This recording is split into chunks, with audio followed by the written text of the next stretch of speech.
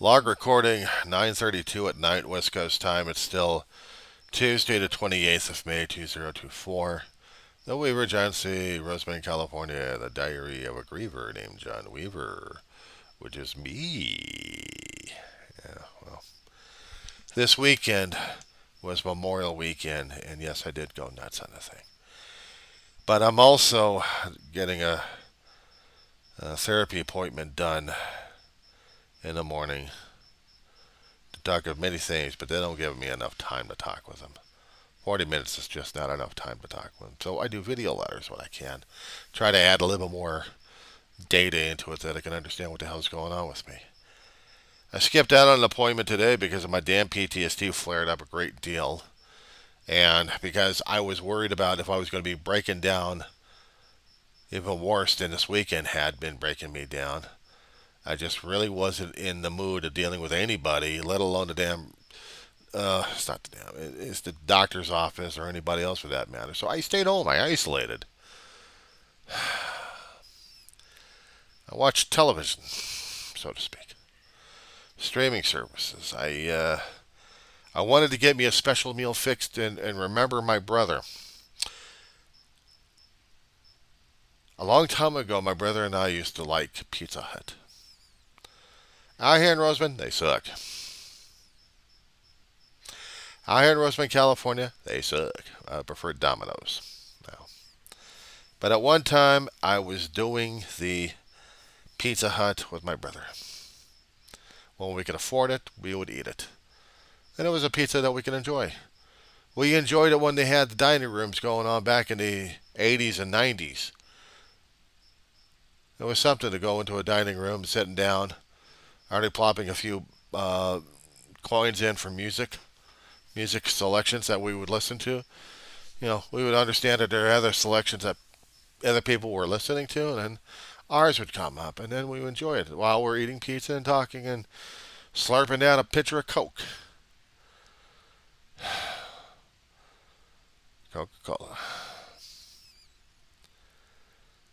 When we actually started doing the deliveries at home, or just bringing the pizza back from home, that was something. Because we'd get a 2-liter bottle and we'd drink it. A long time ago, my brother and I would definitely work on a 2-liter, let alone a 1-liter each. But I had good times with him. I wanted to try to recapture that feeling without feeling a miserable son of a sea dog feeling like I've got right now still. The pizza was lousy. The soda was just the same. And the mood and the atmosphere sucked. I could have been playing music, but that wouldn't help as much because the only person I wanted over here to celebrate it with is still in ashes for the last several years.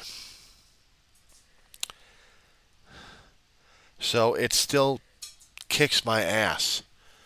I'm watching a dog right now managing the best she can, and she's already having issues left and right.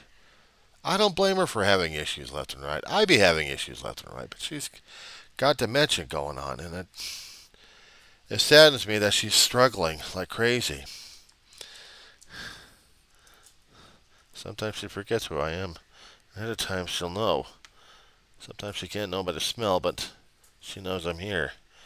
That's why I haven't gone all to school this semester, because I'm more worried about my dog. And I may be missing out on a few other events happening out there that some neighbors are experiencing for the first time. And I had been through it a long time ago. But I'm more concerned about my dog, and I can't leave her alone. Call it being probably dependent, but there's a lot of things you could try calling it in medical and psychological terminology. I'm just worried about my dog, and I'm dealing with her. As long as dealing with my own damn neurosis, then that's about it. And I have to say it to my neighbor friends who's got someone graduating this year out of high school. More power to them. I hope next term I'll walk the campus and I'll see her and I'll help guide her on the campus and what's going on over there, as well as trying to get myself reoriented to what's also going on over there because I'll be lost as well.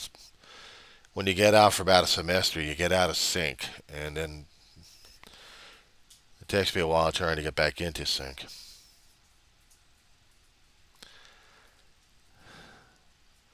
I wanted to be part of situations. I wanted to be part of celebrations of life, of things happening over there, but I'm getting too uncomfortable hanging around people these days.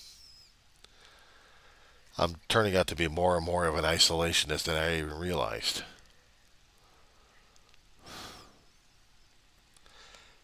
My neighbor friend wanted me to join a D&D club, and I couldn't even join him on that one as much as probably I would about 30 years ago, 30 or 40 years ago. These days, things have changed so much that I'm becoming more and more isolated. I'm becoming more and more like a hermit. Hell, I don't even go out to stores anymore. Have the stores coming over here. DoorDash is the thing I go through, and the drivers are starting to know me more and more. How does that work? And it makes me uncomfortable going to different places. And I do. Go back to school when I can. I'm looking forward to that. I keep telling myself and forcing myself into the issue. But I'm hoping that this isolation is temporary, but it scares the hell out of me. This is going to be a permanent situation for me. I've seen, I've heard stories about people who can't deal with life on life's terms anymore and can't get it together. As much advice from other people are trying to tell them that, you need to do this and you need to do that. Yeah, well, I hate to tell them that, but when I'm getting stuck in an apartment complex like I am right now, and I'm dealing with my own inner demons and the memories and feelings like that, it's no wonder I haven't popped my cork yet. Yeah, scary language to hear, isn't it? Because once people hear about that thing, they're going to think whether or not if I'm actually what's going on with me and am I going to be doing something stupid? No, but they're probably fearing if I might. And other people who just haven't kept track of me just, you know, blow away. I keep seeing TV shows how we make life and family more important, and yet in real life we don't. The people who are considered family at one time, the bloodline, maybe I'll get one person talking to me all the time, but everyone else does a silent treatment on me. And the extended family, who I consider as part of my family, is just, they're gone. I mean, they're still here, probably physically, but they're just not talking or communicating as much or care to. I threw up a lot of grieving messages and posting stuff on how I'm feeling and doing and passing things off concerning about the world of grieving and mourning and feeling the lousy emotions that happen. And it's like I hardly ever get the people anymore to actually keep track of how I'm doing. Send a message of, you still alive? You still okay? What's going on? Talk to me. No, nobody does that anymore. And that's the thing that pisses me off sometimes. I hear the concept of family so much, and I know the concept of family so much. But when you start losing it for reasons unknown, or maybe you think you know the reasons, I'm feeling more and more like an outcast, more like a leper in the ancient days. I happen to see the physical conditions and the deformity in a person's like, oh my God, what the hell is he? Get rid of him. Go away. Go to the Valley of Lepers where you're just like the other people. Even like the other people, you're avoiding everybody else because you don't want to be like them. So you isolate and you become more and more of a leper inside and as well as mentally and outside and physically. And it's just,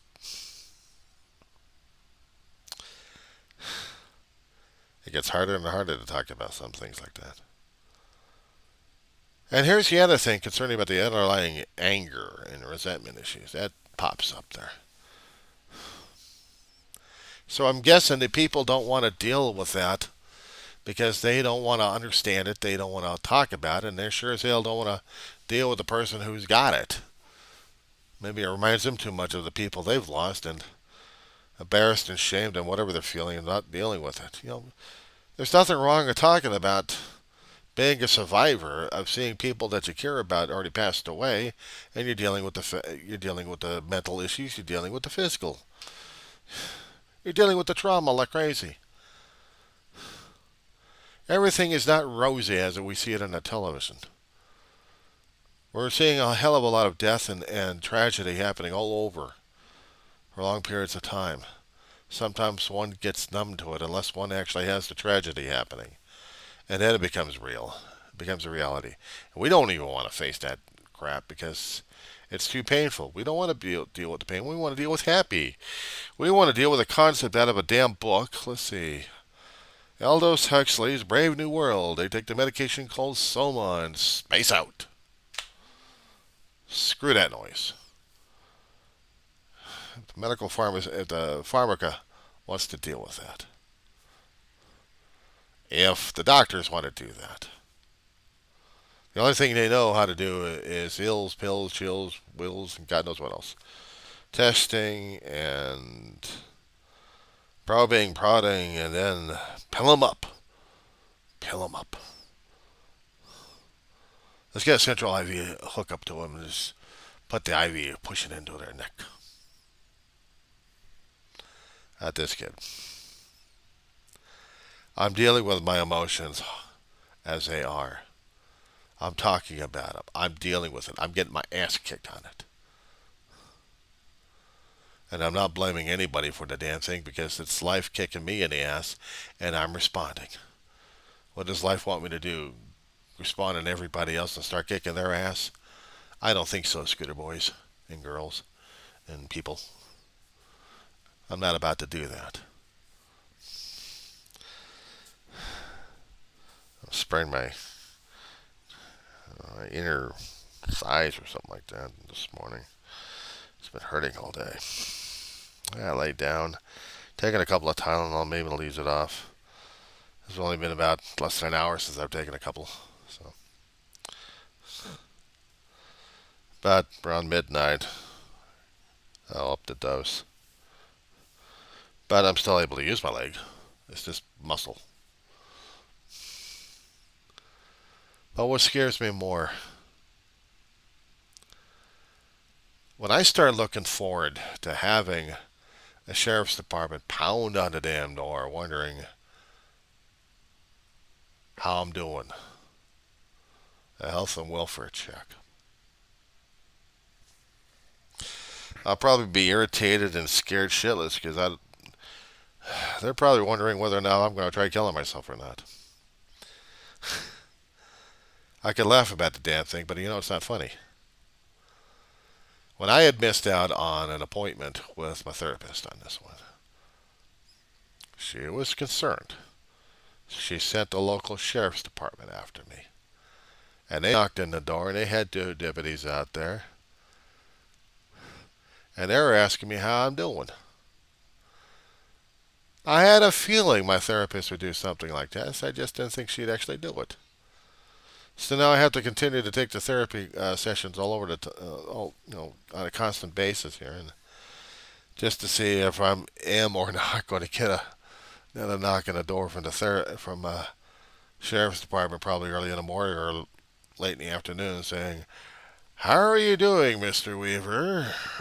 Why are we here? I know you tell me. We'll both know. Well, apparently your therapist is worried about you." Yeah, she would, wouldn't she? She called you to do a health and welfare checkup on me. She called Kern County Sheriff's Department. They passed it over to the local constabulatories. And two deputies came over here, such as you two gentlemen, just to see how I'm doing. Well, how are you doing? I'm in pain. I'm in physical, emotional pain, but yeah, I'm still here. I'm still alive. And if you're thinking I'm going to be planning on doing something stupid, no. But I had the thoughts and I had the feelings. I have to put that on record that this weekend was very uncomfortable. Very uncomfortable.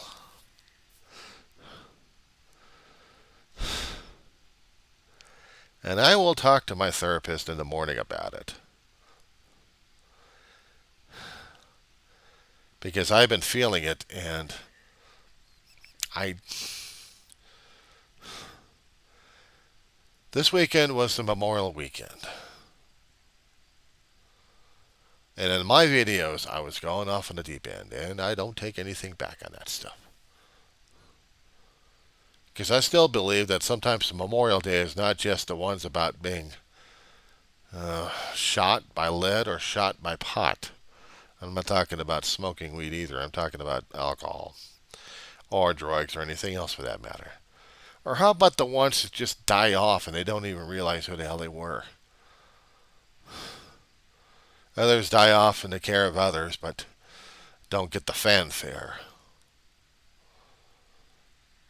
My brother's the same way too. He died off and no fanfare. So I have to supply him the fanfare here. Memorial Day weekend. I kept telling myself I wasn't going to put up the flag because it was too damn painful. And yet early in the morning, about 1 or 2 o'clock, on Memorial Day, the flag was up in my bedroom window there. I may have been positioned wrong, but I had it up there. And nobody noticed or nobody gave a shit about it. But it was up. It was up. It was needed. I needed it. I needed to celebrate my brother and what he did in the military. Even if he may or may not have been a screw or not, I don't care. I was celebrating him. Not any other kind of veteran who died by whatever kind of conditions. Because nobody was doing the same thing for my brother, so I did it for him. That was my job. My job. A fool and idiot I am. So be it. And then after sundown, it got dark. About 1 or 2 o'clock morning again, the flag went up in the storage area. Going to be taken out again on July 4th. Because that I will be putting up the flag somehow in the living room if I could. But I'm going to be celebrating July 4th with the flag. I was miserable this weekend because it was also my brother's anniversary of his birth. And that's hard enough to celebrate, especially when he's dead. And I still miss the crap out of him.